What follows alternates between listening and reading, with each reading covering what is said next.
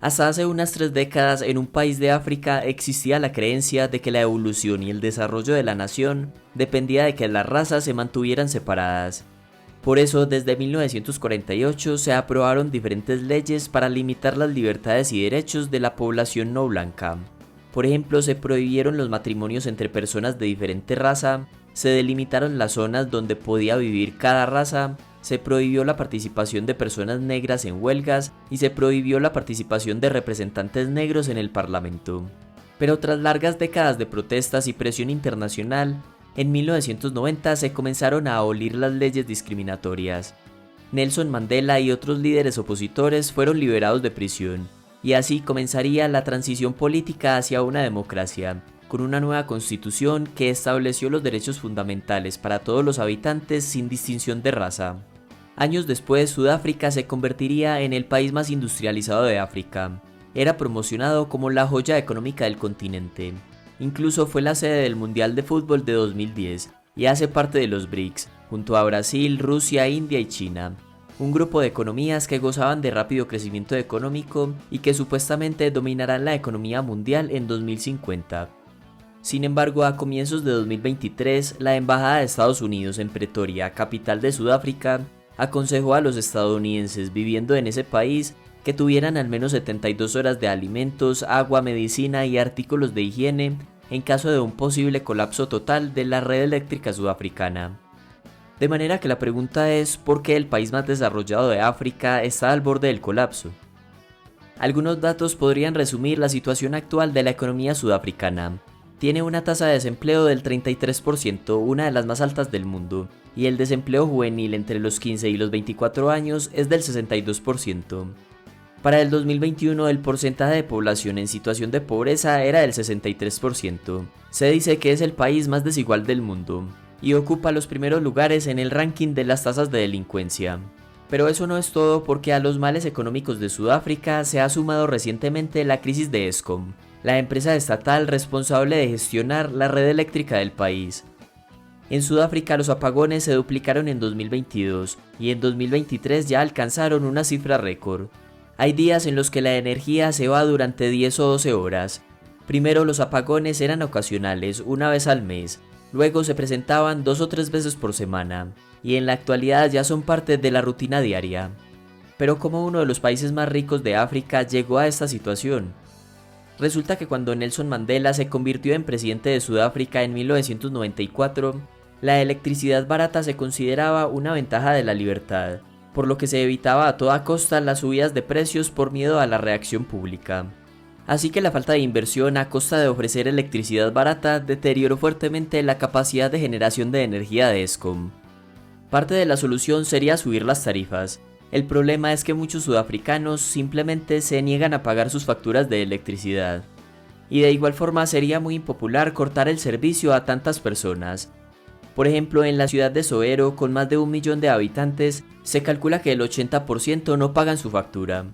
Pero aun si les cortaran el suministro de electricidad a los morosos, las conexiones ilegales al servicio harían que esta medida fuera inútil. Por otro lado, durante décadas la empresa estatal ha estado plagada de corrupción y mala gestión. Algunos culpan de saquear la empresa a los hermanos Gupta, 3 hombres procedentes de la India que llegaron a Sudáfrica en la década de 1990 y que con la ayuda del expresidente sudafricano Jacob Zuma dejaron a la empresa con deudas por valor de 23.000 millones de dólares. En 2018 huyeron a Dubái. 2 de los hermanos fueron detenidos allí, pero quedaron en libertad después de que un tribunal se negara a extraditarlos para ser juzgados en Sudáfrica. Tras la huida de los hermanos Gupta, Andre de Ruyter asumió la dirección de la empresa e intentó acabar con la corrupción, pero no lo pudo hacer porque según él, el gobierno nacional intervenía para sabotear sus esfuerzos anticorrupción. De hecho, Andre de Ruyter renunció luego de que intentaran asesinarlo poniendo cianuro en su café, de lo cual se puede deducir que sí tenía enemigos que se oponían a sus intentos de eliminar la corrupción y los apagones. Otro factor que agrava la crisis de la empresa de electricidad es que es permanentemente atacada por carteles criminales locales, por medio de incendios, robos de cable y envenenamientos. Por ejemplo, es común que contratistas dañen a propósito la infraestructura de alguna central eléctrica para que empresas de reparación corruptas arreglen el daño a un coste inflado. Otra táctica que emplean los criminales es que como más del 80% de la electricidad sudafricana se genera en centrales eléctricas de carbón, los delincuentes suelen robarle a la empresa carbón de buena calidad y lo cambian por carbón de mala calidad. Estos sabotajes son algo cotidiano. Un periodista sudafricano, Kyle Cowan, investigó varios fallos en las instalaciones de Eskom, como torres de alta tensión caídas y molinos de carbón atascados, y descubrió muchos casos en los que el sabotaje era la causa más probable. Así es como Eskom se ha visto obligada a imponer los apagones en pro del razonamiento eléctrico, y esto genera graves consecuencias económicas, humanitarias y sanitarias. Los apagones que se producen en toda Sudáfrica afectan a las casas, las empresas, el alumbrado público, semáforos y hoteles. Los apagones también pueden afectar la disponibilidad de agua, la conectividad a internet y la cobertura de la red de telefonía móvil. Los cortes de electricidad pueden aumentar la delincuencia.